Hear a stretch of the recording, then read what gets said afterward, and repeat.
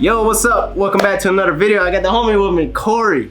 I don't know how to pronounce your last name, bro. So I'm gonna let you, Arvinger. So I'm gonna let you introduce yourself. Yeah, what's going on? My name is Corey Arvinger. I serve as one of the CEOs of a company called Support Black Colleges.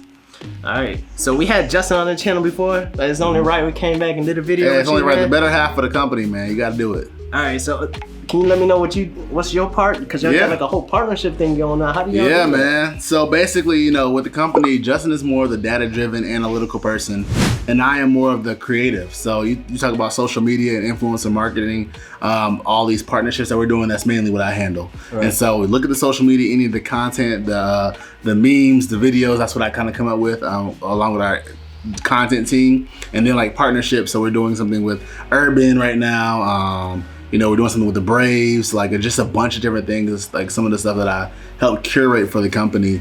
And then we talk about like homecoming. I lead the homecoming tour efforts, and so we're about to get ready to gear that up. And so I'm more creative. I like to do the fun stuff, the cool stuff, the influencers, and just as more like the data-driven website, back-end Facebook ads, things of that nature. So how do you manage all that? Because there's a lot going on. There's different brands, camera people. It's a lot. Like I think now that we have our systems in place, it's easier. Okay. But I think it's about understanding, okay, once we found something that works for us, how do we like make sure we maximize what we're doing with it? So certain things on social we found that works for us, like we just keep running it and we kind of pre-plan, we batch make content, things of that nature. And then there's side projects like the partnerships and things of that nature that I tap into after, the social is handled. And so it's one of those things, time management, organization. And once you kind of find out what works, you just keep pushing with that. Nice.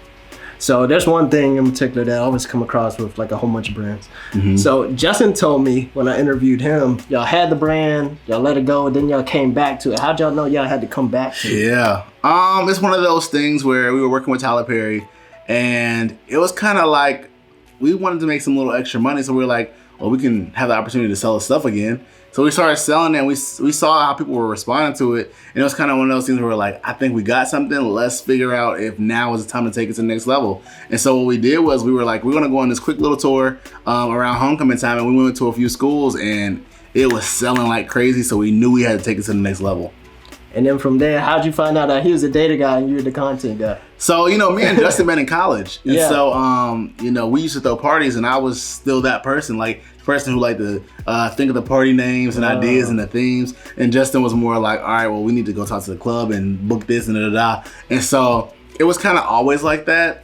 Justin used to study a lot in his room and kind of lock in. So that's what he was doing. And then naturally he couldn't be doing content because he was doing that. And so I was like, let me just take lead on it. And so that's kind of how it ended up happening. Was we just kind of went to our strengths and our strong points and kind of just did what felt easiest for us. And then it just ended up working out. All right. So there's a lot of big brands that you work on. I seen the NBA one. Congrats on that thanks, one. man. Thanks. So how would somebody who's like on a smaller page start off and start attacking other brands? And I think first consistency.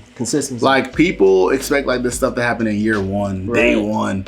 And it's been years since this happened for us. And so I think we're consistent. We have a very niche target audience. And so we know exactly who our customer is. We know exactly the people we're selling to and serving. And then we also know exactly what our purpose is and what problem we're solving. And a lot of people in their companies, they just have clothing brands, but they don't have lifestyle brands, and they don't have brands that attack people's hearts and things of that nature. And so we want to make sure our brand kind of encompasses everything.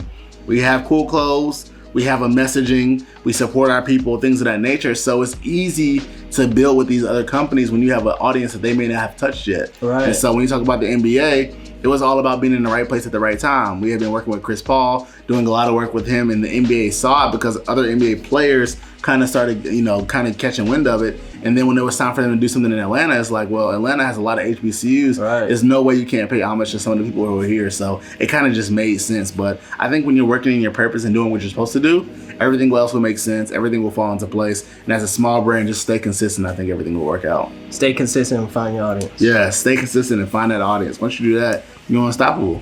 All right, so real quick, what were you doing before Support Black Colleges? Man, before Support Black Colleges, so coming out of college, the first thing I did is I worked at AT&T. So I was like a salesperson, and I did that for a year or two. I knew I hated it. Like I knew it wasn't for me. I ended up getting fired, and I got fired on purpose because I remember it was like we had a point system. So once you reach a certain amount of points, you were fired. So I had like 6 points. I think you needed 7 to get fired.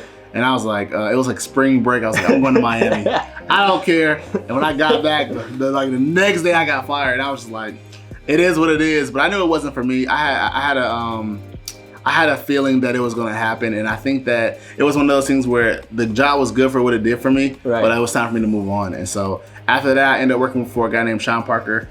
He's one of the guys who created Facebook, and he actually with Mark Zuckerberg, and he actually created something called Napster, which is a music app. And so I was working on this startup called Airtime for about a year and a half. That was awesome. I was just doing like basically like college marketing for him. So I was going to like all the music festivals. I was going to spring break. I was going to like Atlanta Greek Picnic. I was doing all the fun stuff, activations. So that was cool. And then I moved out here. Then I got a job with Tyler Perry, so I quit that job, started working with Tyler Perry, and then, you know, right after that was Sport by Colleges. That's crazy. We got a mixed age group within this audience, so I don't know if they know Napster or not, but were you working with them when, like, Napster was No, man. It was afterwards. No, you're definitely after. Definitely after, man. If I was working with Napster was popping at some point in time. Like, it was up there, like, with the Spotify's. Yeah, that was a long time ago, so. Nah, this is post Napster, and he was trying to get his feet back into some stuff. I don't think it was developed enough for what I needed from it yet. But we made a lot happen in that year that I was with them, and I was actually living in New York and in DC. I was living in both because they gave me an apartment in New York, so it was an amazing job, amazing experience. But it was just time to move on. Man, that's what's up, man. Hey, man, we're gonna cut this one quick. We're already gonna cut it because Corey's gonna give us another video. He's gonna give us a tour of the warehouse, give us some gems in there. So appreciate y'all watching. Where can they follow you, Corey? They can follow me at Corey Arvinger. It's just my name, CoreyArvinger. You can follow me there, and that across all platforms. And he might be too humble to mention all his ebooks and stuff. It's fire. So make sure you check it out. Yeah, I appreciate that. All right, so we're gonna close this video out, and then make sure you check out the next video because we're gonna tour the warehouse. Let's do it.